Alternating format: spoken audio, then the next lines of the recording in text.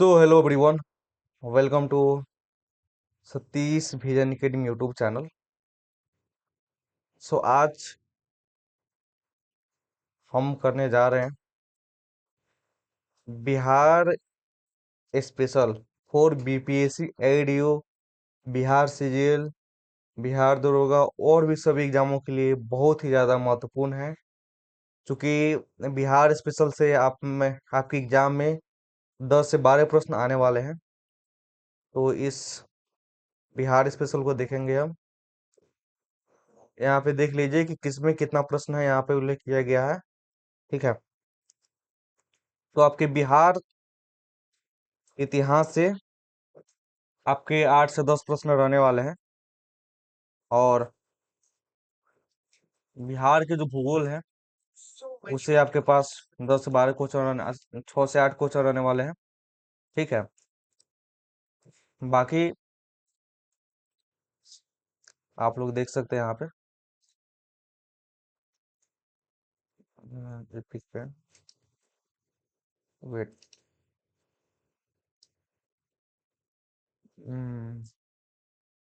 Yes. तो चलिए।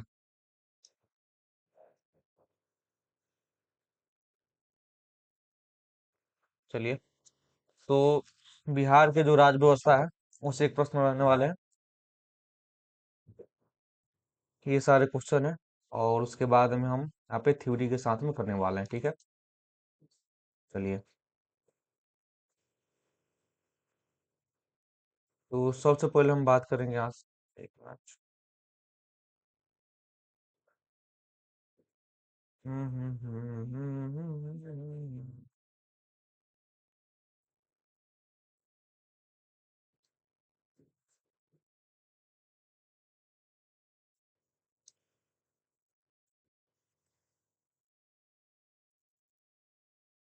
चलिए। तो हो गया यहाँ पे अब बिहार के भूगोल के बारे में। उत्तरी गोलार्ध एक पूर्वी देशांतर में स्थित है। बिहार का जो भूगोल है, ठीक है, उसके बारे में।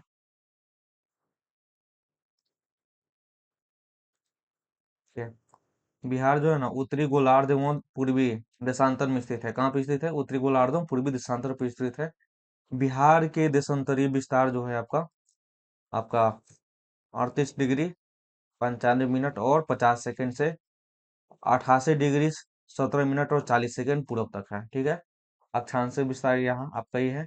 बिहार के जो आपका आकृति है वो कैसा है? आयतकार है। बिहार का आकृति कैसा है? आयतकार है। आयतकार है। ठीक है। और बिहार भारत में बिहार जो है ना भारत के उत्तरी भाग में स्थित है। कहाँ पे स्थित है? उत्तरी भाग में स्थित है। बिहार एक स्थल रुद्र राज्य है। कैसा राज्य है? स्थल रुद्र राज्य है। उसके बाद में बिहार से तटीय क्षेत्र की कुल दूरी जो है आपका 200 किलोमीटर तक है। कितनी दूरी है? 200 किलोमीटर तक इसकी दूरी है। उत्तर से दक्षिण की दूरी जो है, बिहार की उत्तर से दक्षिण की जो दूरी है 345 किलोमीटर है, तथा पूर्व से पश्चिम की ओर इसकी दूरी है 483 किलोमीटर तक है। उसके बाद में बिहार का कुल क्षेत्रफल है 94,163 वर्ग किलोमीटर। कितना है? 94,163 वर्ग किलोमीटर बिहार का क्षेत्रफल है। और ये भारत के कुल क्षेत्रफल का 2.86%। इसीलिए ले रहे हैं स्टिंग अलग। ठीक है। 2.86% है। ठीक है। चलिए। अब हम यहाँ पे देखते हैं।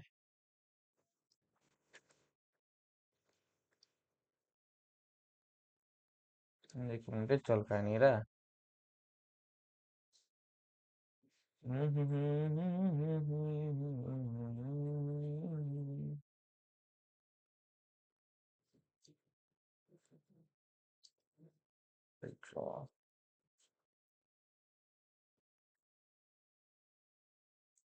Wait wait wait guys, wait. कुछ तो गड़बड़ है। चलिए इसको ऐसा ही पढ़ लेते हैं, कोई दिक्कत ना है। ठीक है।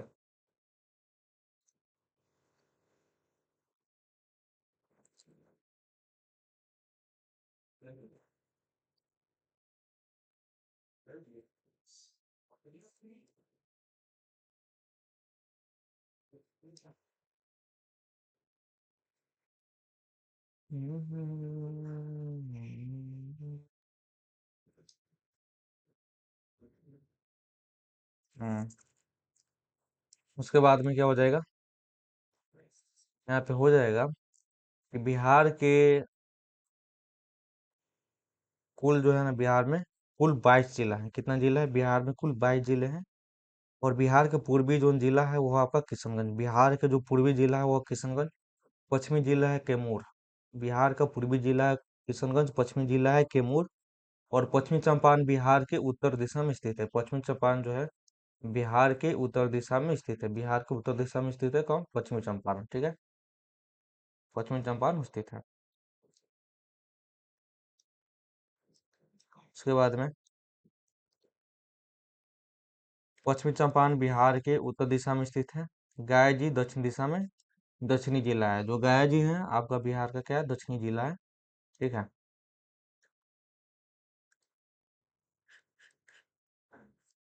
चलिए, अब बिहार के जो भौगोलिक क्या है कि बिहार की भौतिक स्थिति को अपवाह तंत्र, अपवाह तंत्र और कृषि, अपवाह तंत्र, वर्षा, मिट्टी और जलवायु के आधार पर 3 भागों में विभाजित किया गया है। कितने भागों में विभाजित किया गया? 3 भागों में विभाजित किया गया है। आपको हो जाएगा शिवालिक श्रेणी। क्या हो जाएगा? शिवालिक श्रेणी, ठीक है। शिवालिक श्रेणी में क्या आता है? हिमालय पर्वत के न्यूनतम निर्मित क्या होता है? भाग होता है। न्यूनतम निर्मित भाग है शिवालिक श्रेणी। बिहार में शिवालिक श्रेणी की अवस्थिति बिहार के उत्तर पश्चिम भाग में है। कहाँ पे? उत्तर पश्चिम भागों में इसकी स्थिति है।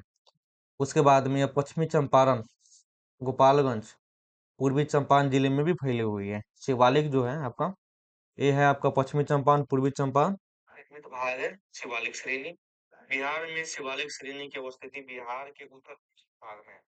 ठीक है, आवाज भी क्लियर है। और देखिए शिवालिक श्रेणी भी 3 भागों में विभाजित है। जैसे कि भौतिक स्थिति आपके 3 भागों में विभाजित है, यहाँ पे आप लोग देख सकते हैं। वैसे ही जो शिवालिक श्रेणी है आपके 3 विभाग मतलब कि भागों में विभाजित है। आपका सोमेश्वर श्रेणी, सोमेश्वर श्रेणी, रामनगर दून, हारहा घाटी या दून घाटी। क्या हो जाएगा? हारहा घाटी या दून घाटी, ठीक है। चलिए, तो इतना होने के बाद में हम लोग नेक्स्ट देखते हैं। देखिए सोमेश्वर श्रेणी क्या है? सोमेश्वर श्रेणी यह त्रिवेणी नहर में भिखना ठोड़ी लगभग 75 किलोमीटर तक फैली हुई है। भैंसा लोटन से भिखान टोरी तक। इस श्रेणी में सर्वोच्च जो घाटी है आपका 874 मीटर है। कितना है? 874 मीटर है, ठीक है। सोमेश्वर जो श्रेणी है इसकी जो ऊंचाई है आपका कितनी है? 400 मीटर से लेके 450 मीटर तक इसकी ऊंचाई है। 400 मीटर से लेके कितना मीटर? 450 मीटर तक इसकी ऊंचाई है, ठीक है। और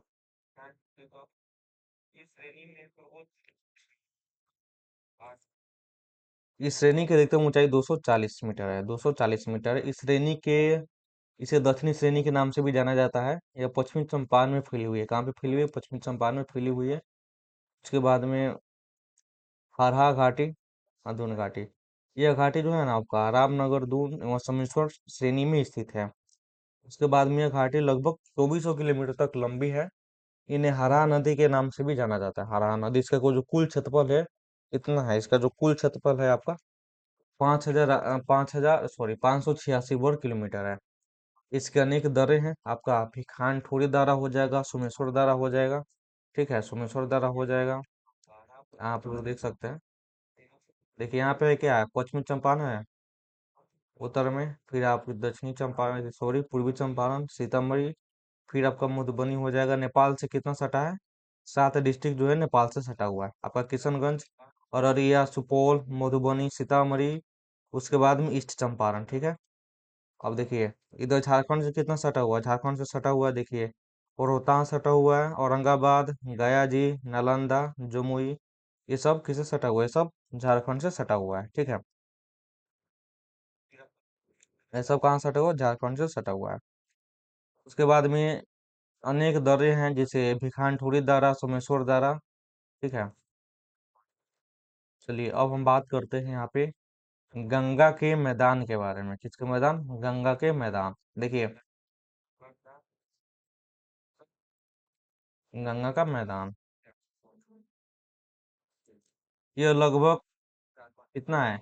90,650 वर्ग किलोमीटर इंडो गंगेटिक मैदान का विस्तार है, जो बिहार का लगभग 95% है। कितना है? बिहार का लगभग 95% भाग इसमें है। ठीक है।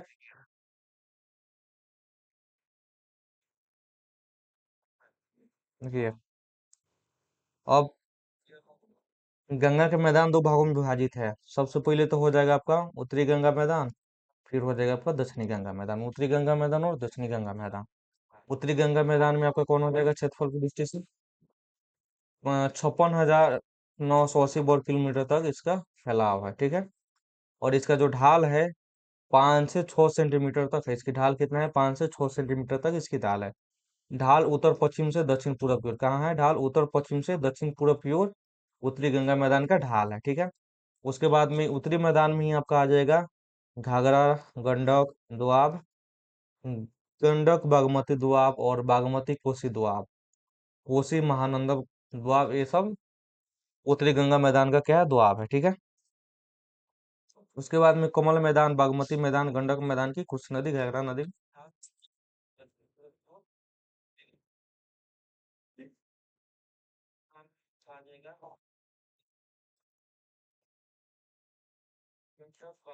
चलिए,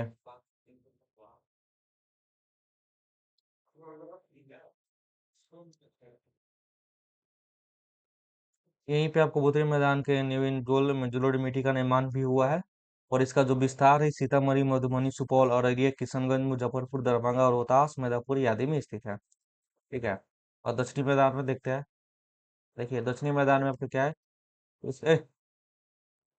इसका जो क्षेत्रफल है, गंगा नदी के मैदान का जो क्षेत्रफल है 33,670 वर्ग किलोमीटर है। यह गंगा के दक्षिणी भाग और छोटे नागपुर पठार के उत्तरी भाग में स्थित है। छोटे नागपुर पठार के उत्तरी भाग में स्थित है। उसके बाद में जो गंगा नदी का मैदान है यहाँ पे आपका। ठीक है। आप लोग इसके ऊपर पढ़िए क्या लिखा हुआ है। इसका जो विस्तार है, इसका विस्तार जो है जहानाबाद, नालंदा, बक्सर, पटना, मुंगेर, जमुई आदि में स्थित है। किसका? दक्षिण गंगा का जो इसका विस्तार है। उसके बाद में दक्षिण गंगा का संकीर्ण पठारी क्षेत्र है। पठारी क्षेत्र ये कैमूर से बांका तथा मुंगेर तक फैला हुआ है। कैमूर से बांका और मुंगेर तक फैला हुआ है। कैमूर, रोहतास, औरंगाबाद, गया, नवादा, जमुई, बांका, मुंगेर, लखीसराय। ठीक है। और ये गया जी में कौन सी पहाड़ियां है, इस पहाड़ियों के बारे में देखते हैं। देखिए, गया जी में जो पहाड़ियां है ये निम्न है। आप लोग यहाँ पे इसको देख सकते हैं। उसमें आपका महत्वपूर्ण है ये बराबर की पहाड़ियां। ठीक है। गुंडेश्वरी पहाड़ियां, रामसेल्स हिल्स, उपवन पहाड़ियां और बुधसेल पहाड़ियां। ये जो है चार पांच ये इंपॉर्टेंट है, बाकी उतने इंपॉर्टेंट नहीं है। ठीक है। चलिए, नालंदा में भी यहाँ पे देख सकते हैं रत्नगिरी पहाड़िया, वैभवगिरी पहाड़िया और सोनगिरी पहाड़िया जो है ये ज्यादा इंपॉर्टेंट है। नागार्जुन पहाड़िया।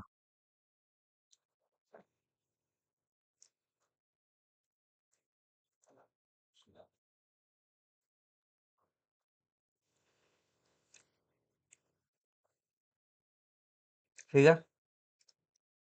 चलिए,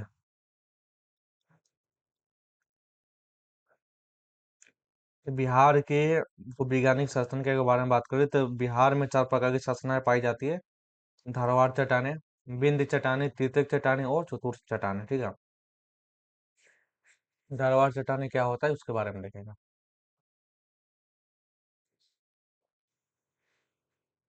देखिए, जो धारवाड़ चट्टाने होता है इसका विस्तार बिहार के दक्षिणी एवं दक्षिणी पूर्वी भागों में है। यह आर्कीय चट्टाने है। कैसा चट्टाने है?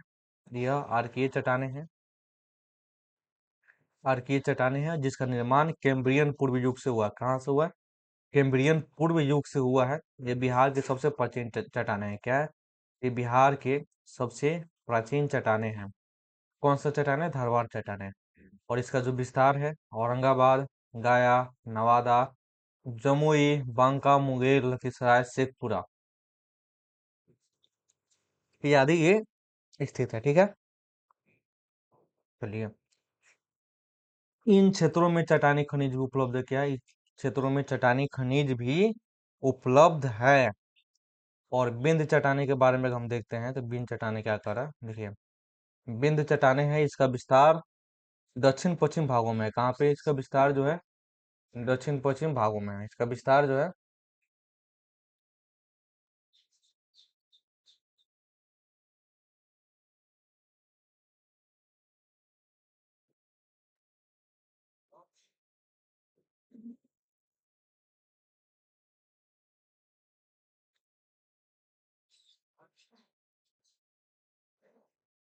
हम्म, ठीक है, आप लोग देख लिए यहाँ पे। ओह। अब देखिए तीर्थक चट्टाने में क्या है। तीर्थक चट्टाने जो है आपका, इसका जो विस्तार है बिहार के उत्तर पश्चिम भागों में है। यह मुख्यतः पश्चिमी चंपारण में स्थित है। कहाँ पे स्थित है? पश्चिमी चंपारण में स्थित है। और यहाँ पे बहुत कम खनिज पाए जाते हैं। यहाँ पे बहुत कम खनिज पाई जाती है टर्सरी चट्टाने के। उसके बाद में कोटार चट्टान, ये बिहार के गंगा के मैदानों में स्थित है। कहाँ पे स्थित है? बिहार के गंगा के मैदानों में स्थित है। ठीक है। और यहाँ पे ये आपके जो विस्तार है इसका कहाँ मिलता है? दक्षिण व छोटा नागपुर पठार उत्तर मध्य में मिलता है। यहाँ पे कोई खनिज नहीं पाए जाते। यहाँ पे कोई भी खनिज नहीं पाया जाता है। ठीक है, चलिए।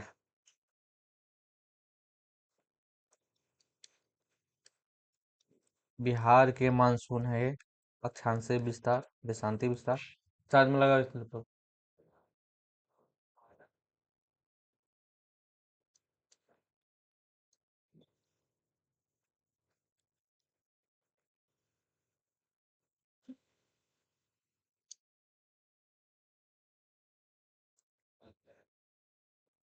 चलिए, इतना हो गया। अब हम नदी के बारे में पढ़ते हैं। नदी अपवाह तंत्र। नदी अपवाह तंत्र बेसिकली होता क्या है? ठीक है, बिहार की बिहार की नदी प्रणाली मुख्यतः गंगा पे आधारित है। किस पे आधारित है? मुख्यतः गंगा पे आधारित है। गंगा पर आधारित है। यह प्रवाह प्रणाली एक उद्गम के आधार पर बिहार की नदियों को दो श्रेणी में विभाजित करती है। कितनी श्रेणी में? दो श्रेणी में विभाजित करती है। हिमालय पर्वत।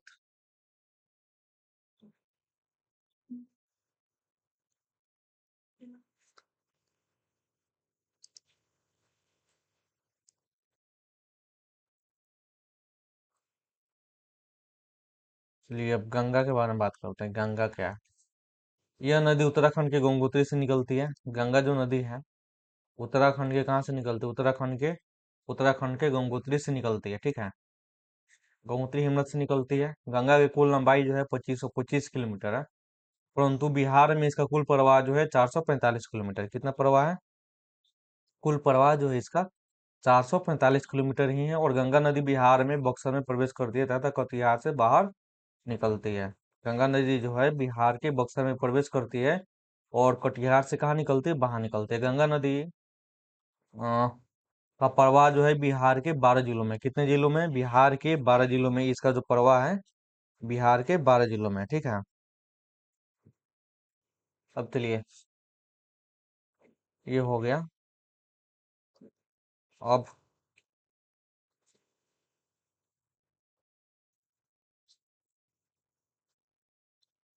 अधिकांश नदियां जो हिमालय की हिमनद से निकलती है, जैसे घाघरा हो गया, गंडक हो गया, बागमती हो गया, कोसी हो गया, इन नदियों का प्रवाह उत्तर से दक्षिणी व पश्चिम से पूरब की ओर आता है। कहाँ से रहता है? उत्तर से दक्षिण व पश्चिम से पूरब की ओर आता है। ठीक है, उसके बाद में घाघरा नदी जो है, इस नदी का उद्गम जो है तिब्बत के मापसांगो हिमनद से हुआ है। कहाँ से हुआ? मापसांगो हिमनद से हुआ है घाघरा नदी का उद्गम स्थान। उसके बाद में घाघरा नदी का जो कुल लंबाई है 1080 किलोमीटर है। लेकिन ये बिहार में केवल 83 किलोमीटर ही बहती है। कितना बहती है? 83 किलोमीटर ही बिहार में बहती है ये। ठीक है, उसके बाद में ये बिहार में सिवान में प्रवेश करती है तथा छपरा में गंगा में मिलती है। कहाँ मिलती है? छपरा में गंगा में मिलती है। इसका अन्य नाम भी है घाघरा नदी का, रामप्रिया, सरयू, देविका, उसके बाद में दीपिका। घाघरा नदी उत्तर प्रदेश के साथ सीमा भी बनाती है। जो घाघरा नदी है आपके उत्तर प्रदेश के साथ में भी क्या करती है, सीमा बनाती है। उत्तर प्रदेश के साथ में भी सीमा क्या करती है, सीमा बनाती है। ठीक है। उसके बाद में गंडक नदी। गंडक नदी, यह जो नदी है नेपाल के अन्नपूर्णा श्रेणी के हिमनद से निकलती है। नेपाल के अन्नपूर्णा श्रेणी के हिमनद से निकलती है। इसको जो कुल लंबाई है 630 किलोमीटर है। कितनी लंबाई है इसकी, 630 किलोमीटर है।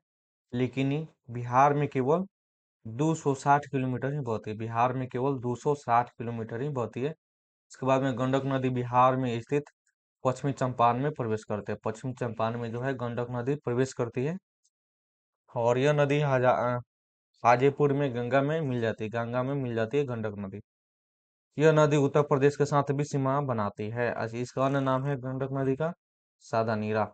इसका अन्य नाम क्या है, सादा नीरा। गंडक नदी का अन्य नाम क्या है, सादा नीरा नाम है। ठीक है। चलिए, चलिए इतना हो गया। और इसको और भी बोला जाता है, सादा नीरा बोला जाता है। फिर उसके बाद में इसे सप्तगंडक भी बोला जाता है। क्या बोला जाता है, सप्तगंडकी, शालिग्राम और नारायणी। नारायणी नदी भी बोला जाता है। क्या बोला जाता है, नारायणी नदी भी इसको बोला जाता है। अब बूढ़ी गंडक क्या है, देखिए। बूढ़ी गंडक, बूढ़ी गंडक की नदी पश्चिमी चंपारण में सोमेश्वर श्रेणी से निकलती है। कहाँ से निकलती है नदी, पश्चिमी चंपारण में सोमेश्वर नदी से निकलती है। बूढ़ी गंडक पश्चिमी चंपारण के सोमेश्वर श्रेणी से निकलती है। और यह नदी की जो कुल लंबाई है 320 किलोमीटर है। कितनी लंबाई है, इसकी जो लंबाई है 320 किलोमीटर इसकी लंबाई है। ठीक है, इसकी लंबाई 320 किलोमीटर है। चलिए, और ये इसका जो संपूर्ण भाग बिहार में प्रवाहित होता है। इसका जो बूढ़ी गंडक है इसका जो संपूर्ण भाग है, यानी कि एक ऐसी नदी है जिसका पानी जो है बिहार से निकलता है और बिहार में ही समाप्त हो जाता है। यह नदी पश्चिमी चंपारण, पूर्वी चंपारण, मुजफ्फरपुर, समस्तीपुर, बेगूसराय, खगड़िया से होकर बहती है। और खगड़िया में यह गंगा नदी में ही मिलती है। कहाँ पे मिलती है, खगड़िया के गंगा नदी में मिल जाती है। कौन सी नदी, बूढ़ी गंडक नदी। कौन सी नदी, बूढ़ी गंडक नदी। और यह नदी बिहार में बाढ़ का कारण भी है। बिहार में बाढ़ का कारण भी कौन सी है, बूढ़ी गंडक नदी है। और देखिए, बिहार का जो शुक नदी है उसको किसको बोला जाता है, बिहार का जो शुक नदी है उसी को बिहार का शुक नदी बोला जाता है। ठीक है। अब बागमती क्या है, बागमती, इस नदी का जो उद्गम है नेपाल के महाभारत श्रेणी से हुआ है। कहाँ से हुआ है, नेपाल के महाभारत श्रेणी से इसका उद्गम हुआ है बागमती का। और यह बिहार में सीतामढ़ी में प्रवेश करती है। बागमती नदी सीतामढ़ी, शिवहर, मुजफ्फरपुर, दरभंगा, बेगूसराय और खगड़िया से होकर बहती है। वहाँ खगड़िया से होकर बहती है। ठीक है। खगड़िया में यह गंगा नदी में मिल जाती है। बागमती नदी जो है खगड़िया के गंगा नदी में मिल जाती है। बागमती नदी बूढ़ी गंडक की सहायक नदी भी है। बागमती जो नदी है बूढ़ी गंडक के सहायक नदी भी है। और बिहार में बागमती नदी की कुल जो लंबाई है 394 किलोमीटर है। कितना किलोमीटर है, 394 किलोमीटर इसकी लंबाई है। और यह जो है उत्तरी बिहार की सबसे बड़ी नदियों में से एक है। यह उत्तरी बिहार के सबसे बड़ी नदियों में से भी एक है। ठीक है। उसके बाद में देखिए, कमला नदी क्या है, कमला नदी,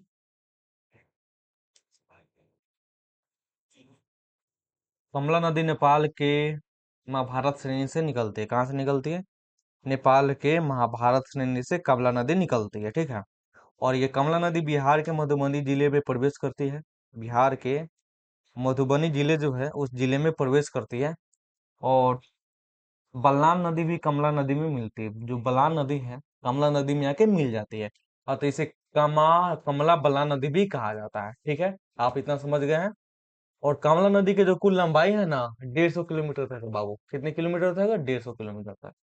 अब देखिए, कोसी नदी के बारे में तो आपको पता होगा ही, है ना। कोसी नदी के बारे में पता, कोसी नदी क्या है, कोसी नदी का जो उद्गम जो है ना, इसका जो उद्गम होता है गोसाई धाम काठमांडू से होता है, ठीक है।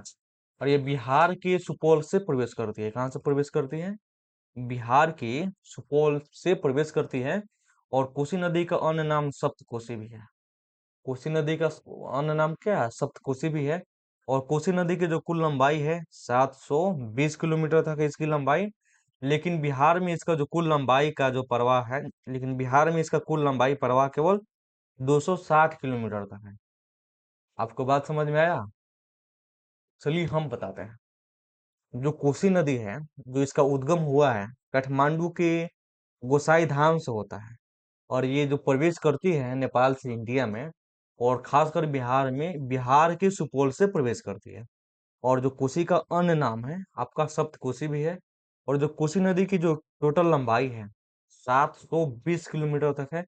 लेकिन बिहार में इसका कुल क्षेत्रफल जो है, यानी कुल इसका प्रवाह जो है केवल 260 किलो है। कितना है? 260 किलो है, ठीक है। कोसी नदी, कोसी नदी का बार बार मार्ग बदलना उत्तरी बिहार में बाढ़ का मुख्य कारण है। क्या है? बाढ़ का मुख्य कारण है। और इस नदी बिहार का सुख नदी भी कहा जाता है। इस नदी को बिहार के क्या कहा जाता है? बिहार की सुख नदी के नाम से भी जाना जाता है, ठीक है। बिहार के सुख नदी के नाम से भी इसको जाना जाता है। और आगे हम बात करते हैं, देखिए।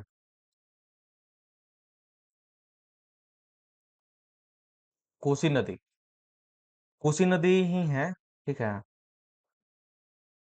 ये ये वाला कोसी नदी कुर्सेला निकलती है। कमला नदी कोसी नदी का मुख्य सहायक नदी है। देखिए जो कमला नदी है ना, कमला नदी कोसी नदी की क्या है? मुख्य सहायक नदी है। कमला नदी कोसी नदी का क्या है? मुख्य सहायक नदी है। और ये जो है सुपौल हो जाएगा, सहरसा हो जाएगा, मधेपुरा, पूर्णिया, अररिया, कटिहार से होकर बहती है। किसे होकर बहती है? कटिहार से होकर बहती है। अब देखिए महानदी क्या है? महानदी, महानदी नेपाल में महाभारत श्रेणी से निकलती है। कहाँ से निकलती है? नेपाल में महानदी जो है, नेपाल में महाभारत श्रेणी से निकलती है, जिसकी शाखा है दार्जिलिंग से आती है। चलिए, महानदी नेपाल में महाभारत श्रेणी से निकलती है। और इसकी जो शाखा है दार्जिलिंग से आती है। कहाँ से आती है शाखा इसकी? दार्जिलिंग से आती है। महानदी बिहार में एक गंगा का पूर्वी सहायक नदी है। महानदी जो है ना, बिहार में गंगा की पूर्वी सहायक नदी में से भी एक है। और ये पश्चिम बंगाल के साथ साथ सीमा भी बनाती है। पश्चिम बंगाल के साथ भी सीमा बनाती है। कौन? महानदी। और बिहार की जो महानदी की जो कुल लंबाई है, ये आपका 150 किलोमीटर तक। कितने किलोमीटर? 150 किलोमीटर तक इसकी कुल लंबाई है, ठीक है। चलिए, यह नदी किशनगंज, पूर्णिया, कटिहार से होकर, एक वीडियो बनाना जिसमें पढ़ा रहे हैं इसको दिखेगा, ठीक है। ये सब नहीं आना चाहिए बैकग्राउंड में। बनाती है। और देखिए दक्षिण बिहार क्या है? दक्षिण बिहार आपको उत्तरी पठारी क्षेत्रों नदियों की हिस्सा है। इन नदियों का उद्गम जो है ना छोटा नागपुर के पठारी क्षेत्रों से होता है। कहाँ से होता है? छोटा नागपुर के पठारी क्षेत्रों से होता है। अधिकांश नदियां मानसूनी होती है। कैसी होती है? अधिकांश जो नदियां होती है मानसूनी होती है। उसके बाद में दक्षिणी क्या होती है? इसके बाद में क्या होती है? जो दक्षिणी बिहार की नदियां है ना, बाढ़ का कारण नहीं है। कर्मनाशा हो गया आपका, सोन हो गया, पुनपुन या फाल्गु नदी बिहार का क्या है? प्रमुख नदियां है। कर्मनाश हो गया, सोन हो गया, पुनपुन या फाल्गु नदी बिहार के क्या प्रमुख नदियां हैं। अब कर्मनाश नदी के बारे में हम बात करते हैं। कर्मनाश नदी क्या होता है? देखिए, कर्मनाश नदी, यह नदी जो है ना कैमूर पहाड़ी से निकलती है। कहाँ से निकलती है? कैमूर पहाड़ी से निकलती है। कर्मनाश नदी कैमूर एवं बक्सर जिले से होकर बहती है। कहाँ से बहती है? कैमूर तथा बक्सर जिले से होकर बहती है। और जो कर्मनाश नदी है चौसा बक्सर के जिले में मिलती है। कर्मनाश नदी की जो कुल लंबाई है आपका 192 किलोमीटर है। इसकी कुल लंबाई 192 किलोमीटर है। और कर्मनाश नदी की जो जो है ना बिहार और उत्तर में भी सीमा बनाती है, मध्य सीमा बनाती है। क्या बनाती है? बिहार और उत्तर प्रदेश की मध्य सीमा भी बनाती है। उसके बाद में जो सोन नदी है उसके बारे में हम बात करते हैं। सोन नदी क्या है? देखिए, सोन नदी, सोन नदी जो है ना मध्य प्रदेश के अमरकंटक श्रेणी से निकलती है। सोन नदी है मध्य प्रदेश के अमरकंटक श्रेणी से निकलती है। यह नदी बिहार में रोहतास जिले से प्रवेश करती है, मतलब कि बिहार के रोहतास जिले में प्रवेश करती है। और जो सोन नदी है आपका रोहतास हो गया, अरवल हो गया, भोजपुर एवं पटना जिले से होकर बहती है। कहाँ से बहती है?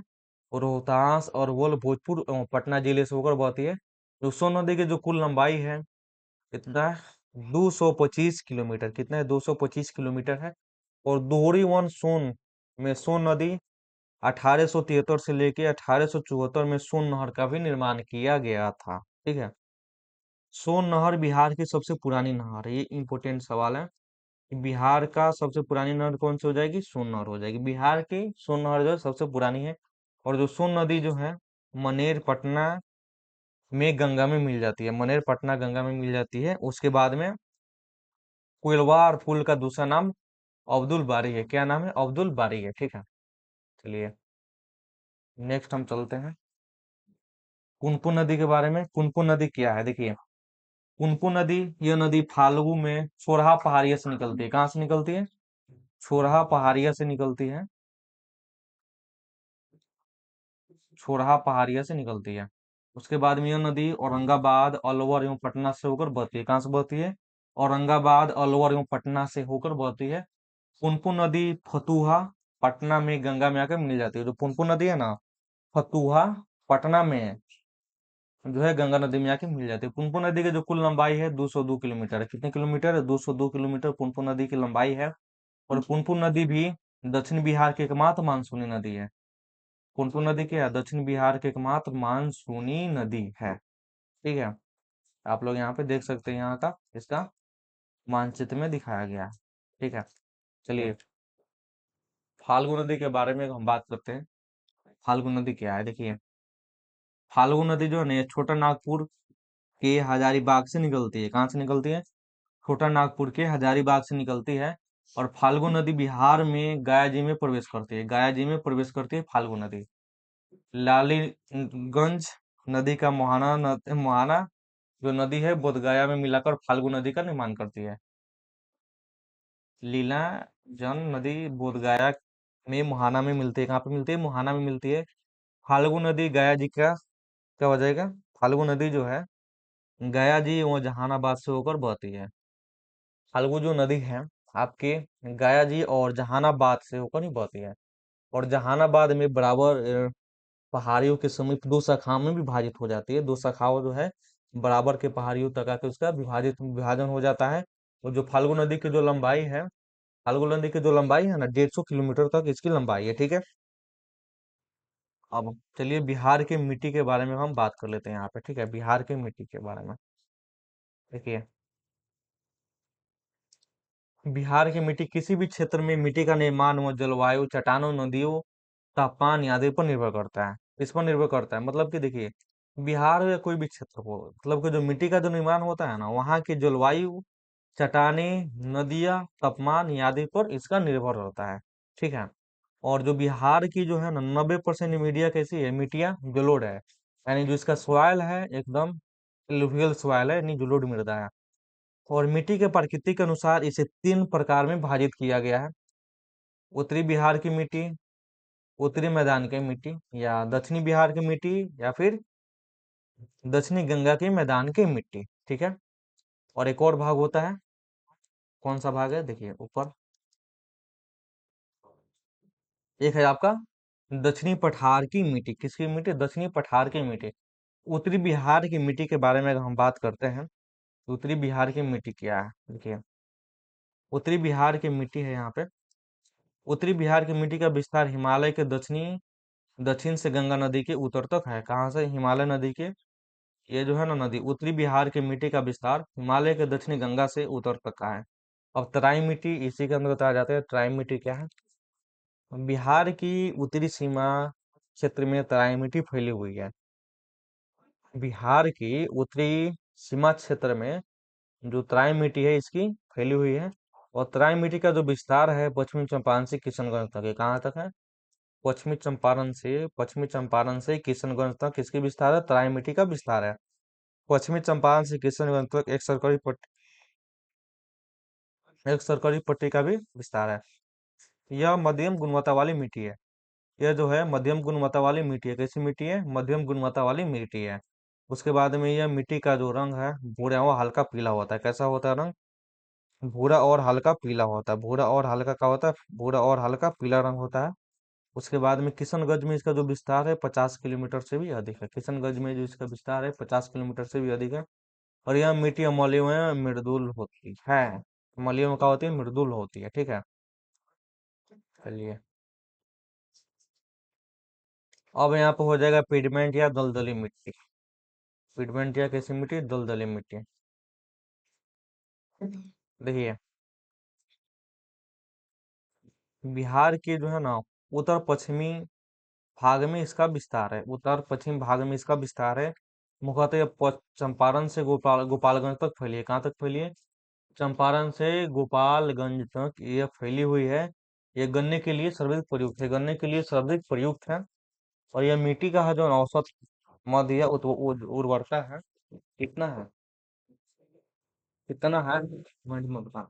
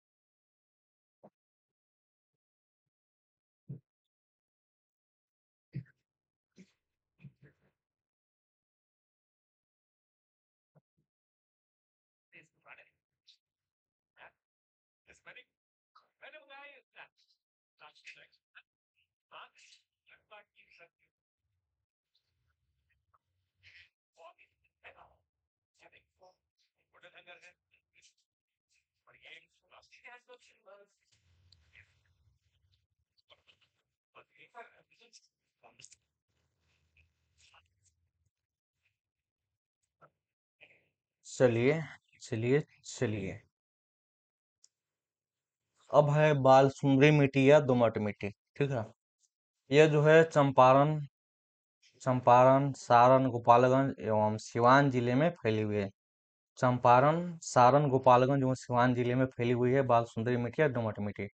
यह पूर्णिया, बेगूसराय एवं मुजफ्फरपुर में भी फैली हुई है। पूर्णिया, बेगूसराय, मुजफ्फरपुर में भी फैली हुई है। और यह मिट्टी मक्का, आम, तंबाकू और लीची की खेती के लिए भी क्या है?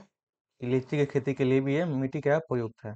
ठीक है, उसके बाद में इस मिट्टी का जो रंग होता है ना हल्का पीला होता है। इसका रंग कैसा होता है? हल्का रंग इसका पीला होता है। उसके बाद में नवीन जोलोढ़ मिट्टी जो है या खादर मिट्टी है। इस मिट्टी का विस्तार जो है उत्तरी बिहार के मैदान के समतल मैदानों में इसका विस्तार है। इस मिट्टी का विस्तार उत्तरी बिहार के समतल मैदानों में है। और इस मिट्टी का निर्माण जो है घाघरा, गंडक दोआब, गंगा, बागमती दोआब, बागमती कमला दोआब, कोसी महानंदा दोआब में फैला हुआ है। उसके बाद में उच्च उर्वरता शक्ति वाली मिट्टी, यह मुख्यतः उत्तरी बिहार के बाद क्षेत्रों में पाई जाती है। इस मिट्टी मुख्यतः धान, जूट, गन्ना एवं सब्जी के लिए भी उपयुक्त है। किसके लिए उपयुक्त है? धान, जूट, गन्ना एवं सब्जी के लिए भी ये उपयुक्त है। इसे खादर भी कहा जाता है। इसे क्या कहा जाता है? इसे खादर भी कहा जाता है। ठीक है,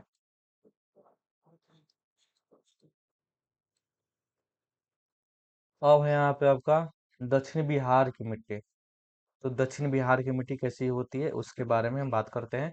तो जो दक्षिणी बिहार की जो मिट्टी होती है, यह मिट्टी गंगा के दक्षिण भाग वहाँ छोटा नागपुर पठार के उत्तरी भाग में पाया जाता है। क्या क्या बोल रहा है? कि जो मिट्टी है गंगा के दक्षिणी भाग एवं छोटा नागपुर पठार के उत्तरी भाग में होता है। और बिहार के दक्षिणी भाग में मुख्यतः जलोढ़ मिट्टी पाई जाती है। तथा यह गंगा के दक्षिण व छोटा नागपुर पठार के उत्तर में फैली हुई है। उत्तर में फैली हुई है।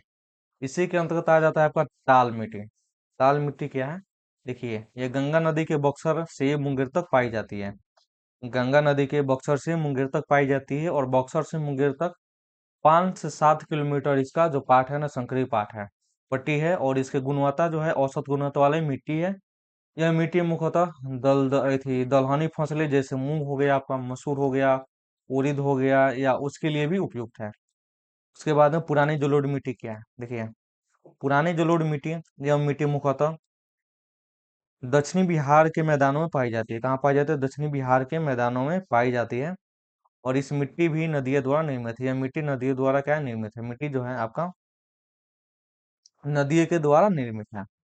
गया जी, जहानाबाद, नालंदा, पटना, अरवल, रोहतास, पुराने, ये सब क्या है? ये सब जलोढ़ मिट्टी के मुख्य जिले हैं। ठीक है। और पुरानी जलोढ़ मिट्टी, जिसे बांगर मिट्टी भी कहा जाता है, पुरानी जलोढ़ मिट्टी जो होती है ना, उसे हम बांगर मिट्टी भी कहते हैं। और इसकी जो उच्च उर्वरता वाली मिट्टी होती है, कैसी मिट्टी होती है? उच्च उर्वरता वाली मिट्टी होती है। कैमूर हो गया, आपका औरंगाबाद हो गया, या सबसे बड़ा जो चूना पत्थर बनाने के जो खनन के जो क्षेत्र है, क्या हो जाएगी आपका? तो रोहतास ही है। रोहतास के अमझेर पहाड़िया से सबसे जो ज्यादा है चूना पत्थर खनन किया जाता है। ठीक है। उसके बाद में सीमेंट कारखाने, सीमेंट कारखाने के यहाँ पे दिया हुआ है, कहाँ पे हो जाएगा देखिए।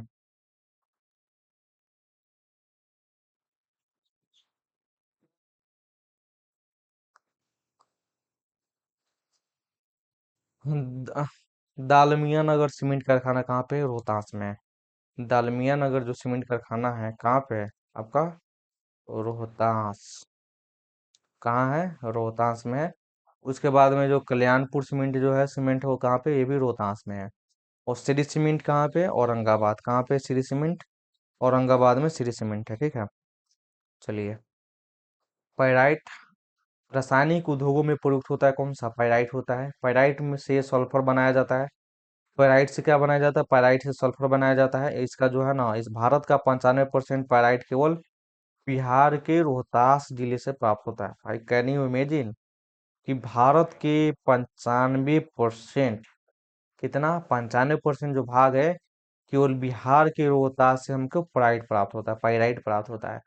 और पाइराइट का जो पाइराइट फास्फोट से निकल लिमिटेड, पीपीसीएल, रोहतास में है, जो पाइराइट पर शोध भी कर रहा है। क्या कर रहा है? पाइराइट पे शोध भी कर रहा है। ठीक है। चलिए।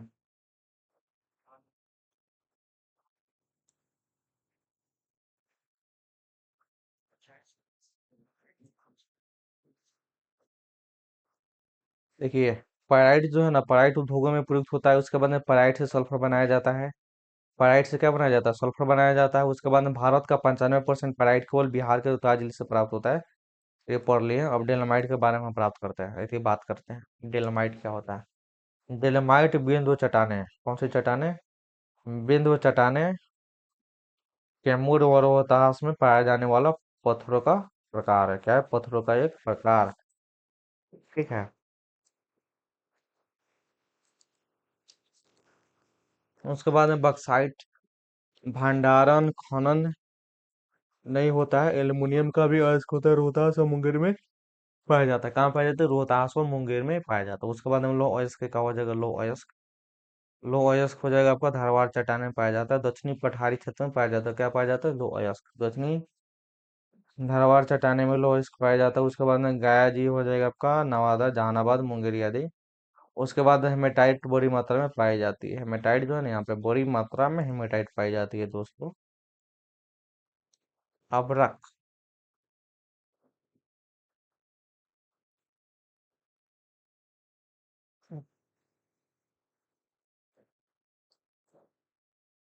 इसे तो क्वेश्चन आएगा ही आएगा भाई, क्वेश्चन तो आना ही है। कैसे नहीं आएगा, हम भी देखते हैं।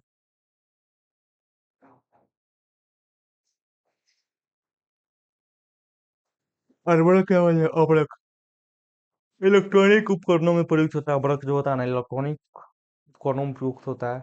आधात्विक होता है। उष्मा का सुचालक एवं विद्युत का कुचालक होता है। उष्मा का सुचालक एवं विद्युत का क्या होता है? कुचालक होता है। उष्मा का सुचालक एवं विद्युत का कुचालक होता है। नालंदा हो गया, गयाजी, मुंगेर, जमुई आदि में अबरक पाया जाता है। क्या पाया जाता है? अबरक पाया जाता है। लिथियम, लिथियम जो है ना, ये केवल भंडारण खनन नहीं होता है, भंडारण गयाजी में, इसका जो भंडारण है गया जी में है। उसके बाद में यूरेनियम, यूरेनियम क्या है? यूरेनियम भंडारण जो है गया जी में भाई, केवल भंडारण है। टिन भी गया जी में है। सोना जमुई, मुंगेर, पश्चिम चंपारण में पाया जाता है। सबसे इम्पोर्टेंट क्या है आपका? है सोना। ये कहाँ पाया जाता है? सोना आपका पाया जाता है जमुई, मुंगेर, पश्चिमी चंपारण में पाया जाता है सोना। ठीक है, उसके बाद में आपका सिलेक्ट हो जाएगा कराकपुर पहाड़ियों में पाया जाता है। कहाँ पाया जाता है? कराकपुर पहाड़िया में इसको पाया जाता है। ठीक है, कराकपुर के पहाड़ियों में पाया जाता है।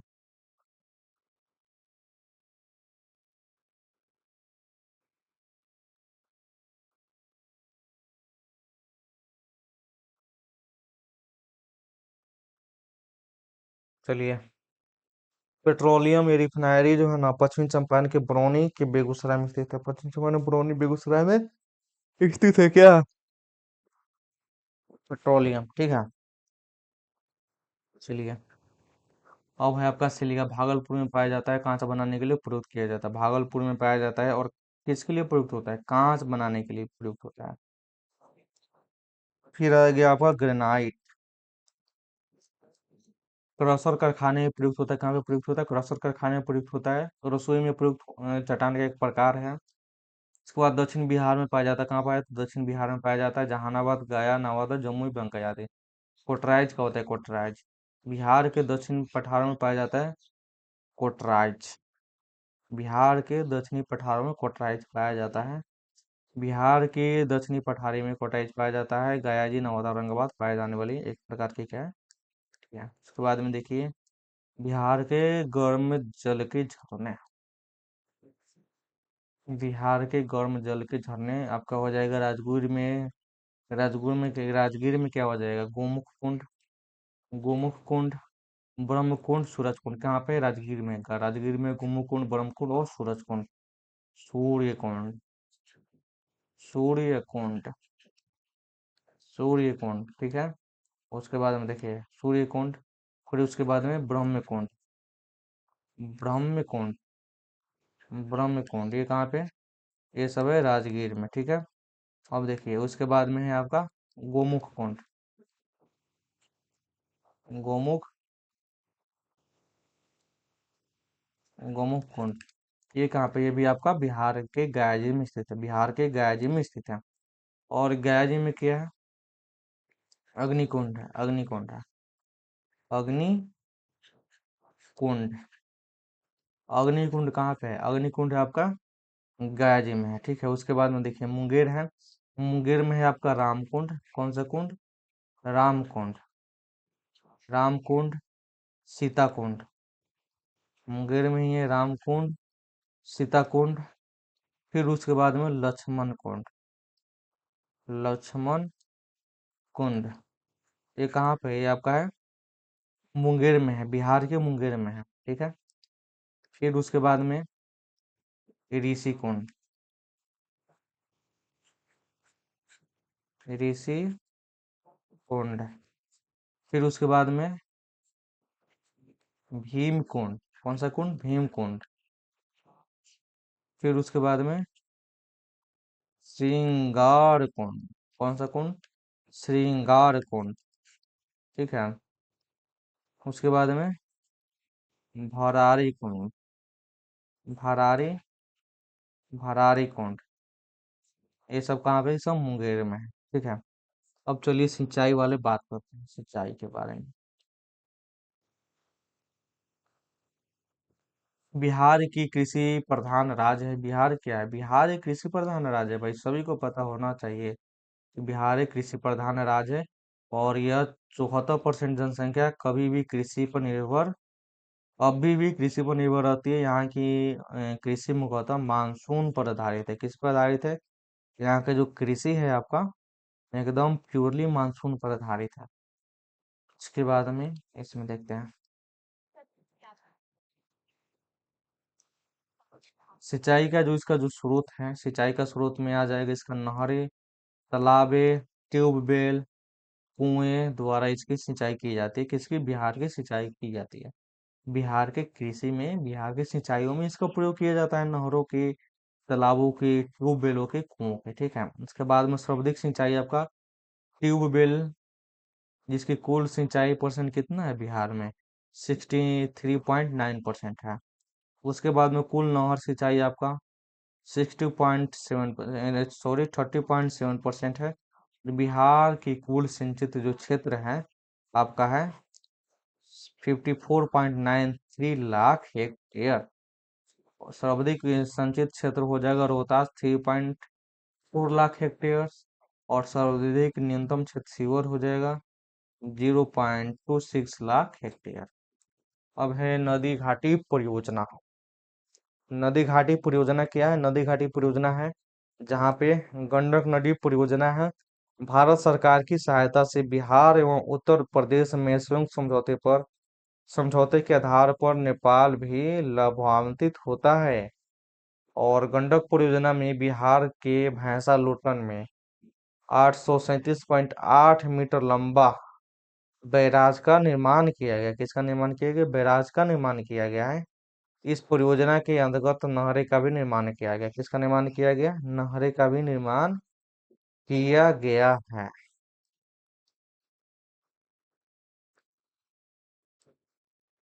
यहाँ पे पूर्वी त्रिवेणी नहर, पश्चिमी त्रिवेणी नहर। पूर्वी त्रिवेणी नहर क्या है? पूर्वी त्रिवेणी नहर की तिरहुत नहर भी कहा जाता है। क्या नहर कहा जाता है? तिरहुत नहर भी कहा जाता है। यह नहर लाभान्वित होने वाली क्षेत्रों जैसे पूर्वी चंपारण, मुजफ्फरपुर, वैशाली।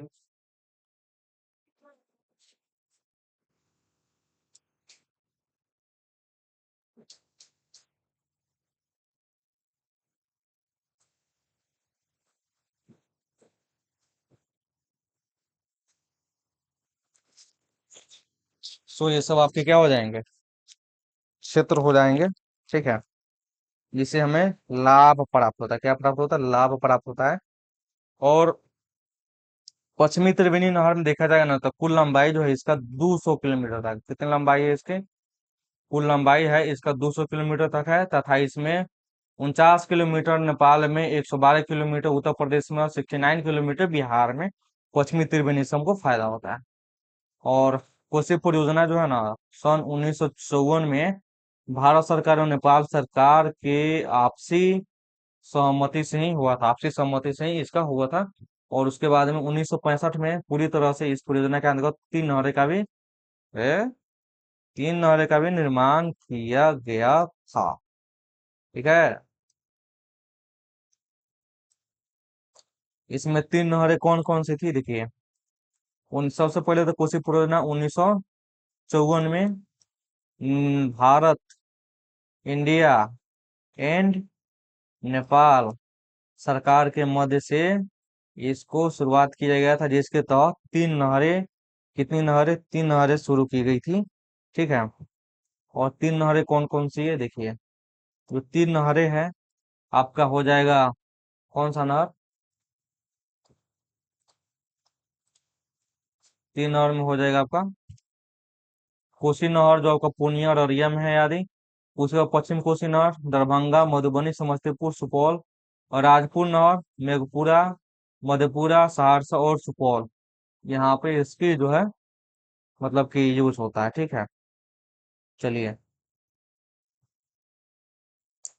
सबसे पहले सोन परियोजना के बारे में हम बात करते हैं। सोन नहर का जो निर्माण है आपका 883 से 873 से लेकर 74 में दोहरी वन सोन नामक स्थान पर हुआ है। उसके बाद में ये सबसे पुराना नहर भी क्या है? सबसे पुराना नहर भी है।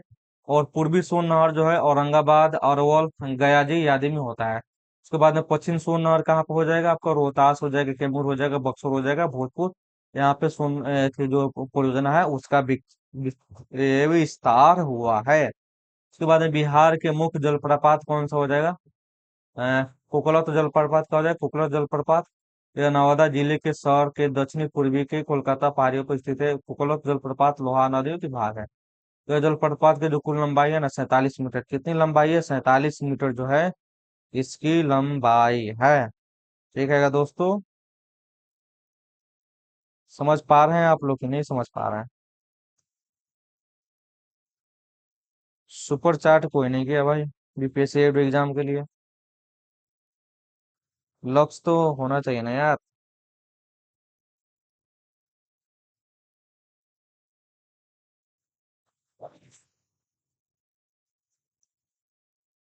चलिए, झीले के बारे में अगर हम बात करते हैं तो क्या हो जाएगा? झीले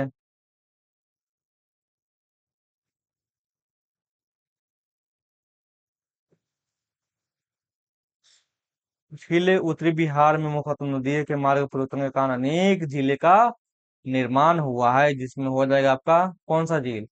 कांवर झील। उसके बाद में गोगबी झील, सिमरी झील, ठीक है। कांवर झील क्या है? ये बेगूसराय में स्थित है। कांवर झील कहाँ स्थित है? बेगूसराय में स्थित है।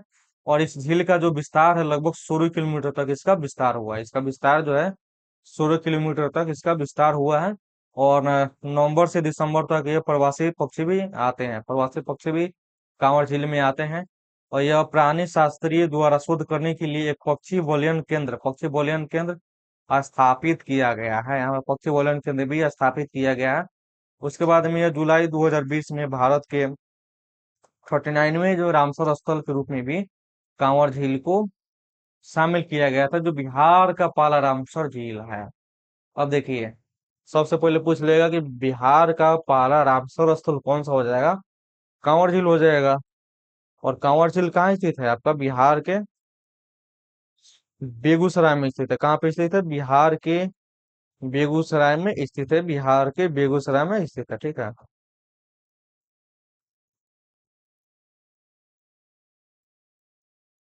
बिहार के बेगूसराय में स्थित है। और यह सहरसा से 25 किलोमीटर तक दूरी सिमरी बख्तियारपुर प्रखंड में स्थित, सिमरी बख्तियारपुर प्रखंड में स्थित है। इसका आकार जो घोड़े के नाल के समान है, इसका जो आकार है घोड़े के नाल के समान के है इसका जो आकार है, ठीक है। चलिए, अब हो जाएगा आपका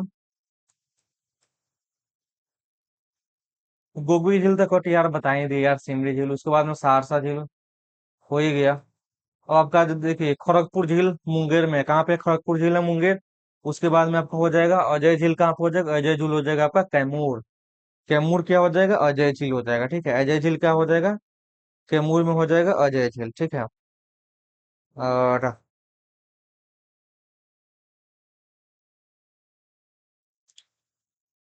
बिहार के जनगणना से पहले हम बिहार के जलप्रपात देख लेते हैं।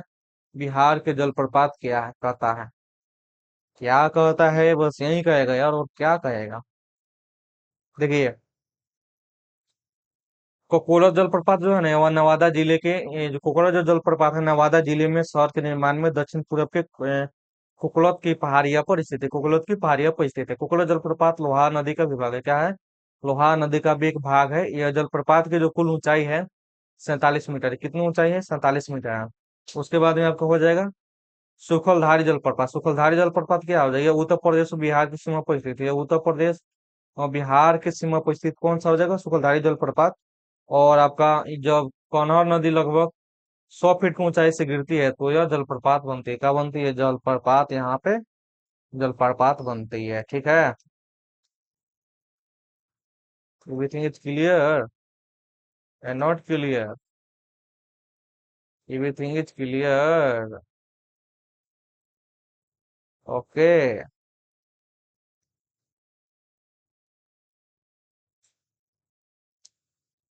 भाई 2 मिनट का ब्रेक चाहिए यार, बहुत ज्यादा बोल रही है।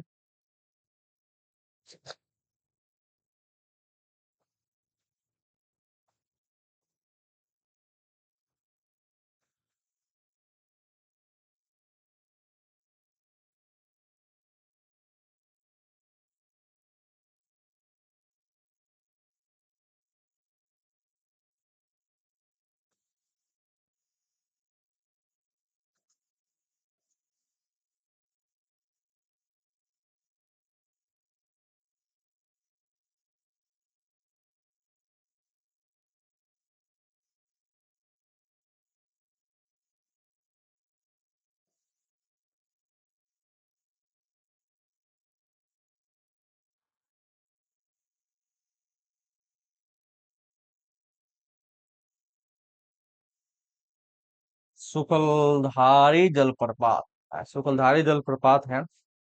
यह उत्तर प्रदेश और बिहार की सीमा पर स्थित है, ये हमको बता ही दिए हैं।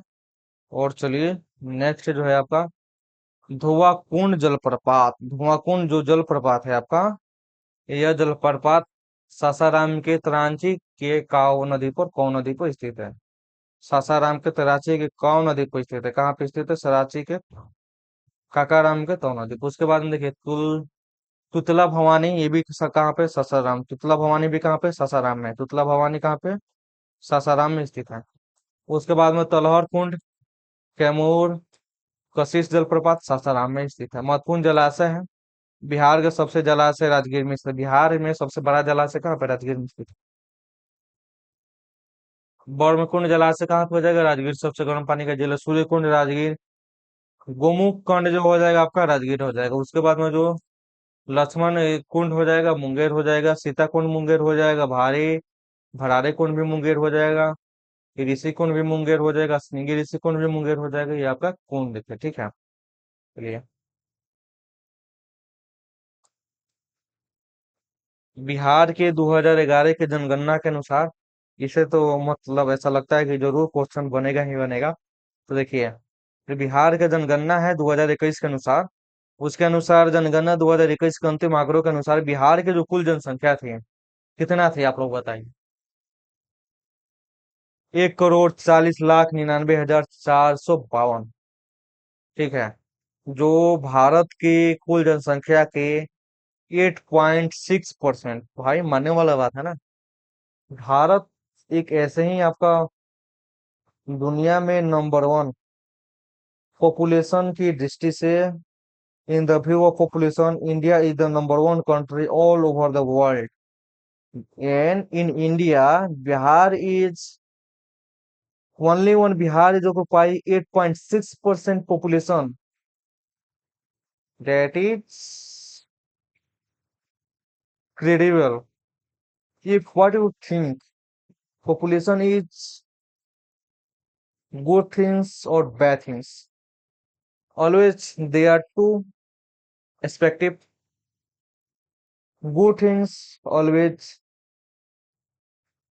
think in a good manner, people, and bad things always what the situation is.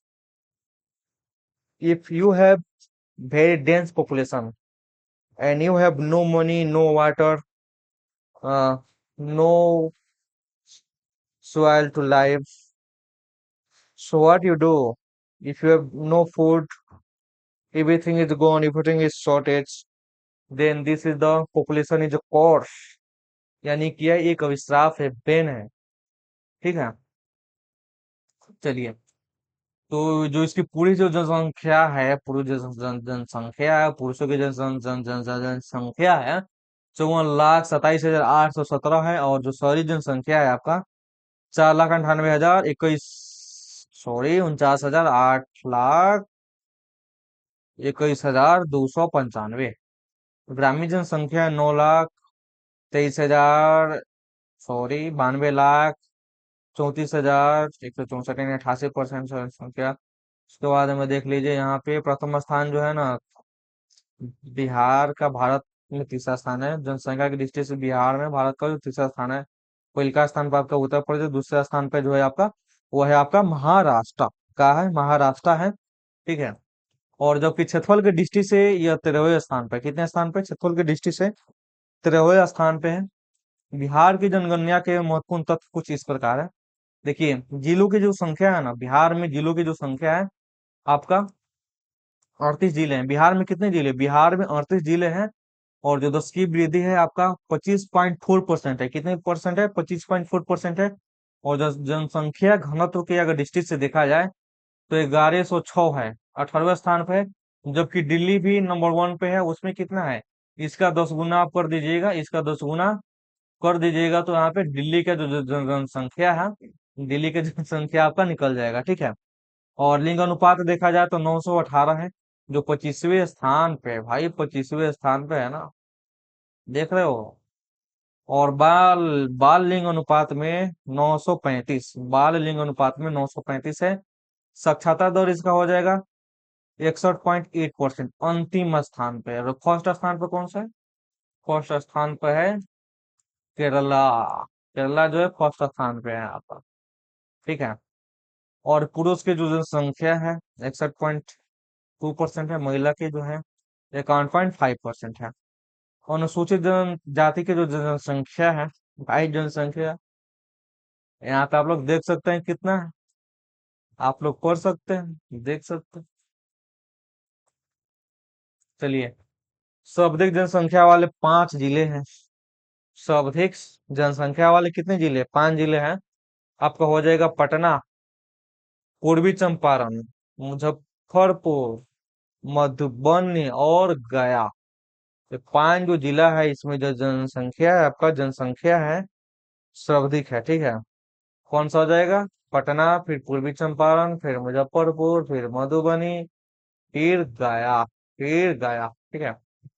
और न्यूनतम जनसंख्या वाले की भी एक बार हम लोग देख ही लेते हैं। देखिए,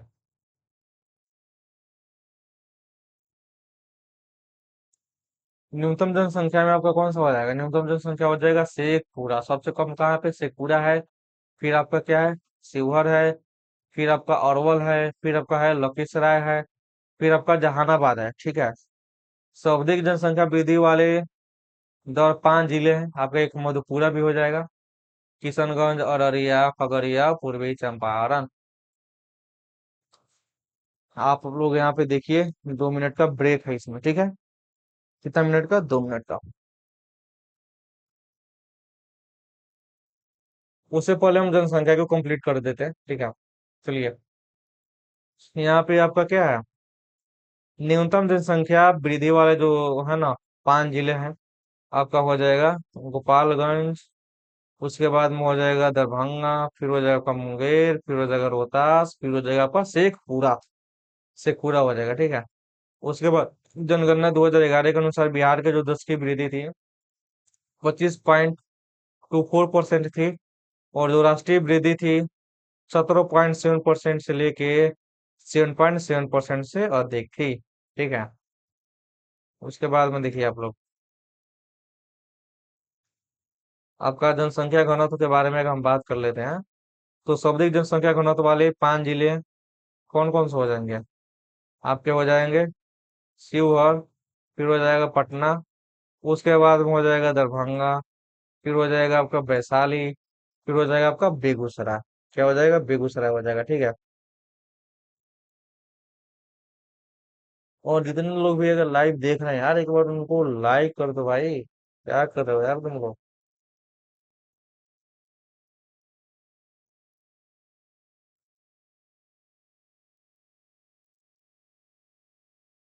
अनुसूचित जाति जनसंख्या जो सर्वाधिक जनसंख्या वाले 5 जिले हैं, गया, पटना, समस्तीपुर, मुजफ्फरपुर और वैशाली अनुसूचित जाति की जनसंख्या है। और न्यूनतम जन ये थी अनुसूचित जाति जो है ना, कहाँ पे है? शिवहर में है, किशनगंज में है, शेखपुरा है, अरवल है और लखीसराय है। न्यूनतम अनुसूचित जाति वाला जो राज्य है, सॉरी, जिला है। अब हम देखते हैं यहाँ पे सर्वाधिक लिंग अनुपात वाले 5 जिले, जिसका लिंग अनुपात क्या है? सबसे ज्यादा है।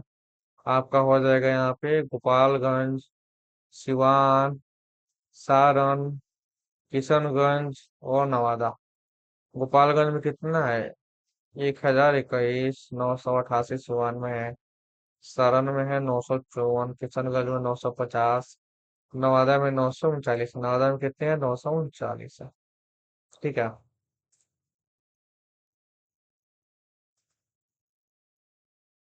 चलिए, न्यूनतम लिंग अनुपात वाले 5 जिले भी हैं।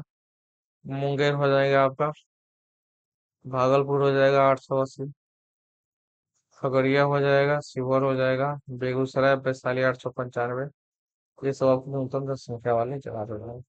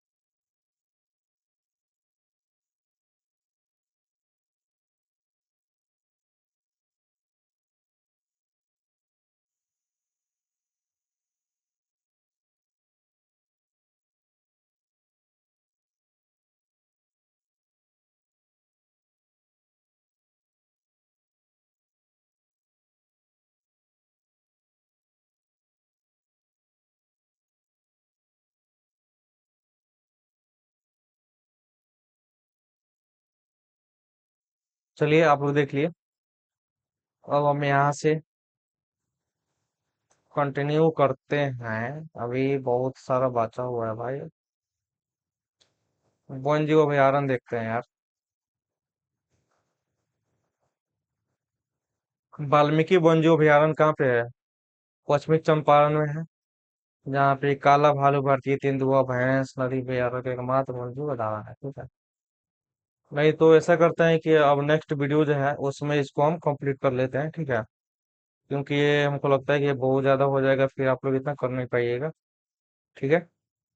नेक्स्ट वीडियो में इसको हम कंप्लीट कर लेते हैं।